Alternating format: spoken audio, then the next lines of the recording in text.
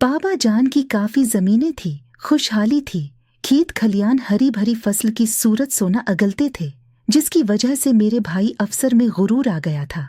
वो सफेद बराक कलफदार कपड़े पहनता, तले वाला खिसा पैरों में चरमराता हुआ अकड़ कर चलता था।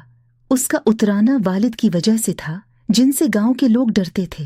भैया का एक लफंगा सा दोस्त था जिसका नाम साहबदाद था। वो हमारे गांव की एक लड़की शबू से इश्क में मसरूफ था और अपनी मुलाकातों का सारा हाल भाई को बताता। इससे इस बारे में मशूरे भी लेता रहता था। भाई ऐसे कामों में उसका दस्त रास्त था। साहबदाद को अगर शब्बू से रात में खेत में मिलना होता तो भाई पहरेदारी का फर्ज संभाल लेता था कि किसी को आता देखे तो उन्हें खबरदार कर दे। साहबदाद का बाप अल्लाह दाद भी जमींदार था, लेकिन वो एक लालची आदमी था। बेटे के इश्क का उसे पता था, मगर लड़की गरीब थी, लिहाजा बाप ने उससे शादी की इजाज़त न दी, बल्कि तनबिया की कि अगर तुमने इस छोकरी से शादी की तो मैं तुमको घर से निकाल दूंगा। ताहिम शबू और साहबदाद की खेतों में मुलाकातें जारी रहीं। उड़ती उड़ती खबरें अल्लाह दाद के कानों में पड़ें तो वो परेशान रहने लगा।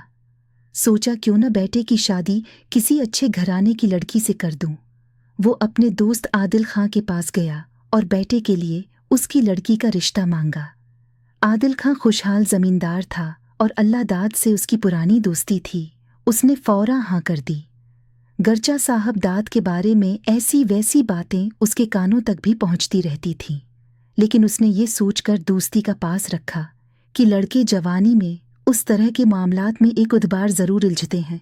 ज़मींदारों के लिए ऐसी बातें कुछ ख़ास अहमियत नहीं रखती। वो बग़ैर बताए कहीं चली है, क्या उसके मैके से पता क्या है?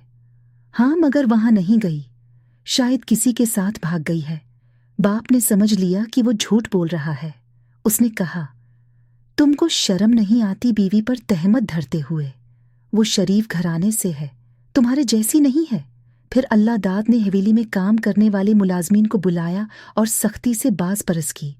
उसकी जहां दीदा नजरों ने शबीर के चेहरे से भानप लिया कि हो ना हो इसी से कुछ मालूमात मिल सकती हैं।